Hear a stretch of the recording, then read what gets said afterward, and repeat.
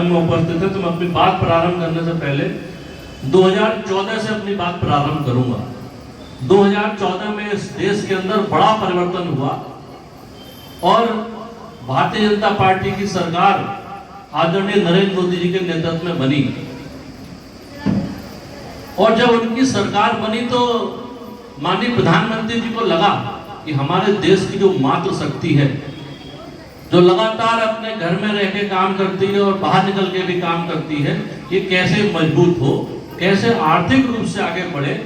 तो माननीय प्रधानमंत्री जी ने सोचा कि हम अपने हर बहन का, हर भाई का बैंक में खाता खुलवा देंगे। उस समय की कांग्रेस की सरकार जो पहले की रही थी और प्रदेश में जो सरकार थी, उन्होंने कहा बैंक में खाता खुलवाने के लिए पैसा चाहिए होता है, इन गरीबों के पास तो पैसा नहीं है, बैंक में खाता कैसे खुलेगा। मजाक बनाया प्रधानमंत्री जी का। लेकिन प्रधानमंत्री जी ने कहा कि बैंक में हर व्यक्ति का खाता खुलेगा और जीरो बैलेंस पर खाता खुलेगा। आप सबका बैंक में जीरो बैलेंस पर जब उन्होंने खाता खुलवाया, उस समय फिर समाजवादी पार्टी के मुख्यमंत्री ने मजाक बनाया कि जिन लोगों के पास पैसे नहीं है वो बैंक के खाते में रखेंगे क्या।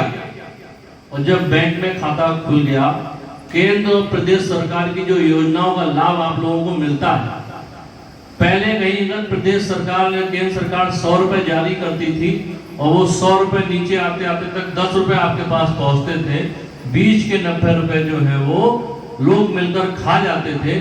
आज अगर केंद्र सरकार आपके खाते में अगर 1000 रुपए भेजेगी तो कोई भी आप उसमें से 1 रुपया नहीं ले सकता, सारा का सारा पैसा सीधे आपके खाते में आएगा। ये 2014 के बाद से सरकार ने परिवर्तन करा। माननीय प्रधानमंत्री जी को लगा कि हमारी बहनें लगातार मेहनत करती हैं, लेकिन घर का मुखिया उस घर का पुरुष होता है, छोटी छोटी बात पर वो उलाहना देता है। तो माननीय प्रधानमंत्री जी ने कहा घर की मालिक उस घर की जो परिवार की महिला मुखिया है वो बनेगी।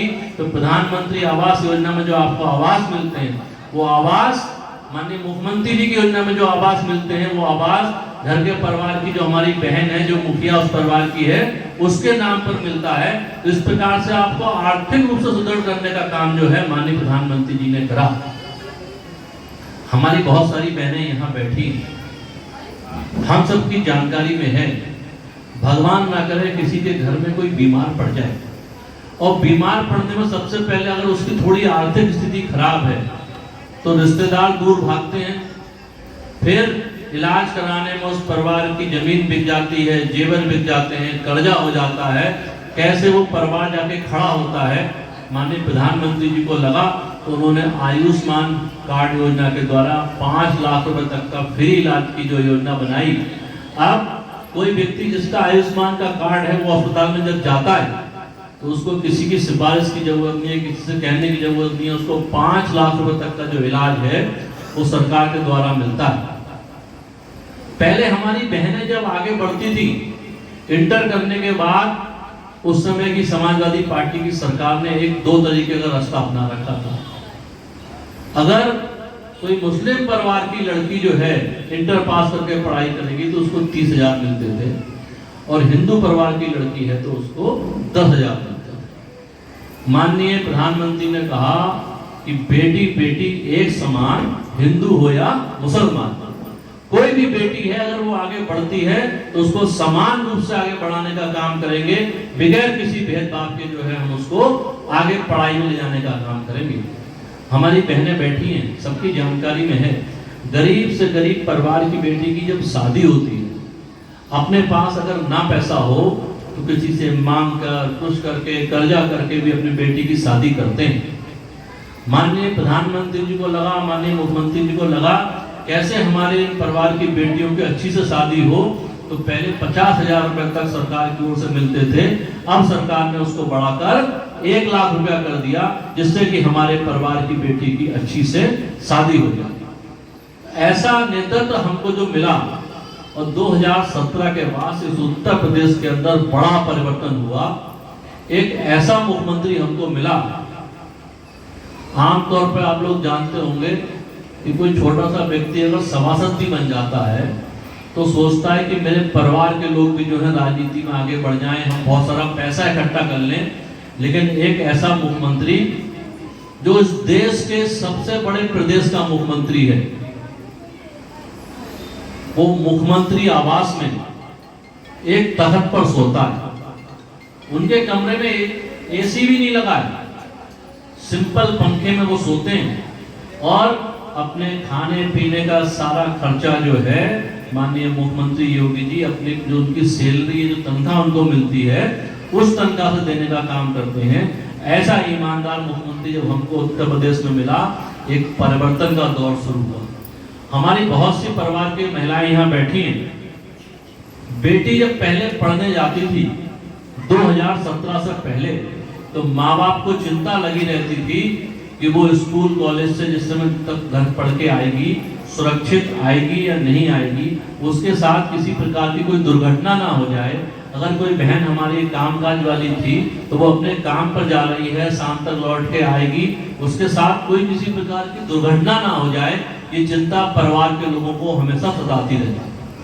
लेकिन 2017 के बाद किसी की हिम्मत नहीं है कि कोई हमारी बहनों की ओर आंख उठाकर देख पाए, और कोई अगर ऐसी कोशिश करने की भी कोशिश करता है तो माननीय मुख्यमंत्री जी का बुलडोजर तुरंत उसके घर पर पहुंच जाता है, उसको बताने का काम करता है कि अगर हमारी बहनों की ओर आंख उठाकर देखोगे तो तुम्हारा पूरा खानदान इस काबिल नहीं रहेगा कि आगे जीवन में कुछ कर पाओ। ये बड़ा परिवर्तन उत्तर प्रदेश के अंदर हुआ और आज हम लोग गर्व से कहते हैं कि हमारे परिवार की बेटी अगर घर में सुई चलाने का काम करती है तो देश की सीमा पर खड़े होकर वो तोप चलाने का काम भी करती है।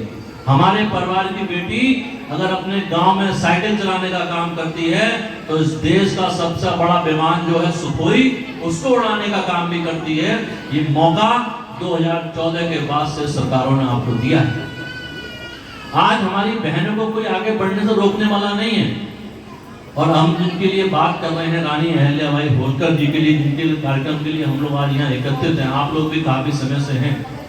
यह परिवार की बहुत सारी हमारी बुजुर्ग महिलाएं भी हैं। पहले पढ़ाई की स्थिति क्या थी, घर की लड़की पढ़ना भी चाहती थी लेकिन स्कूल इतनी दूर होते थे कि वो पढ़ाई करने का सपना जो है वो टूट जाता था। मन में कुछ करने का सपना होता था लेकिन अच्छा पढ़ाई का वातावरण नहीं मिल पाता था, सुविधाएं नहीं मिल पाती थी, तो सारे सपने वहीं टूट के रह जाते थे।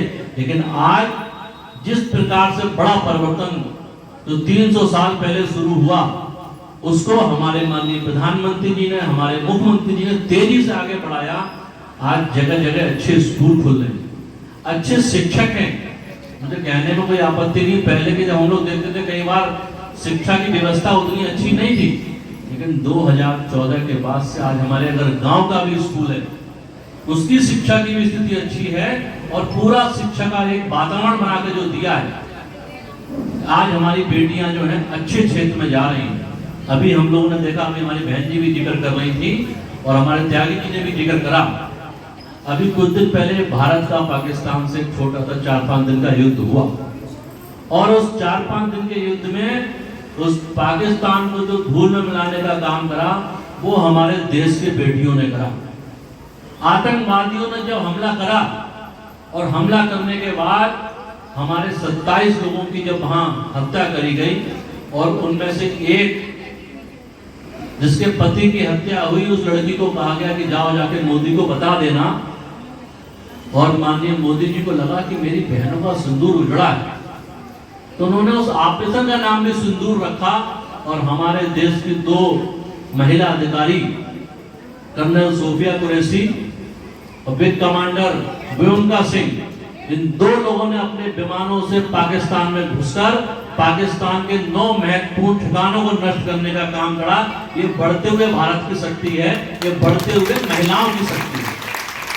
और जब हम महिलाओं की बात करें, इस दुनिया के अंदर जब से ये दुनिया शुरू हुई है, जब से दुनिया रहेगी, किसी को जीवन देने का अधिकार अगर है तो महिला को है। महिला नए जीवन का जन्म देती है, नए जीवन की सृष्टि रचती है, और वो खुद पढ़ी लिखी हो या ना हो, खुद अच्छा पहने या ना पहने, खुद अच्छा खाए या ना खाए, वो चाहती है कि उसका बेटा, उसकी बेटी जो है आगे बढ़कर जो है अच्छे क्षेत्र में जाए, और उसका नाम रोशन करे, परिवार का नाम रोशन करे। हम सब लोग जानते हैं वीर शिवाजी के बारे में, महान शासक इस देश के थे वीर शिवाजी। उनकी माँ जीजाबाई जी जो थी वो बिल्कुल पढ़ी लिखी नहीं थी, लेकिन उन्होंने अपने बेटे को इस काबिल बनाया कि उनका बेटा आगे चलकर इस देश का बहुत बड़ा शासक बना। इस देश में बहुत सारे उदाहरण ऐसे हैं कि जब माओ ने अपना जीवन त्याग करके, अपना जीवन लगाकर जो है लोगों को आगे बढ़ाने का काम करा है।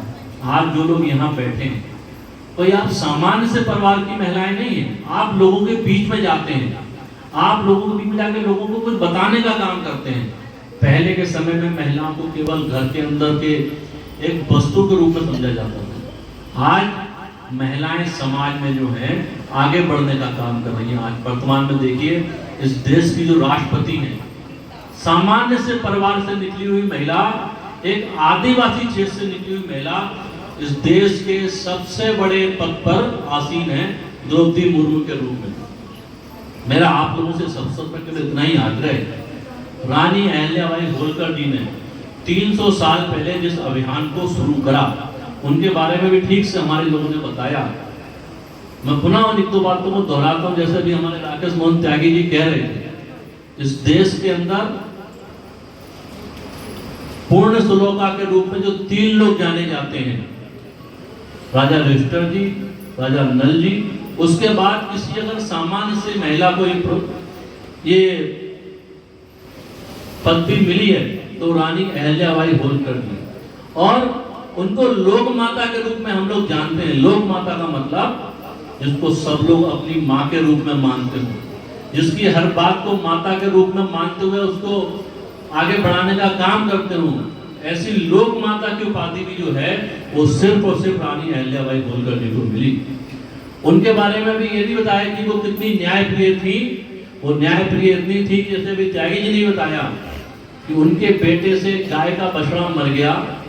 उन्होंने सभा बुला के पूछा कि भाई कैसे सजा मिलनी चाहिए, तो लोगों ने कहा कि मृत्यु मिलनी चाहिए।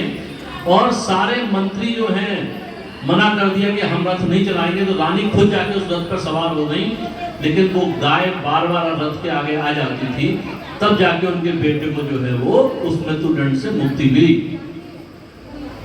उन्होंने कभी भी अपने आप को राजा मान के काम नहीं करा। जैसे अभी कहा कि वो भगवान शिव की भक्त थी,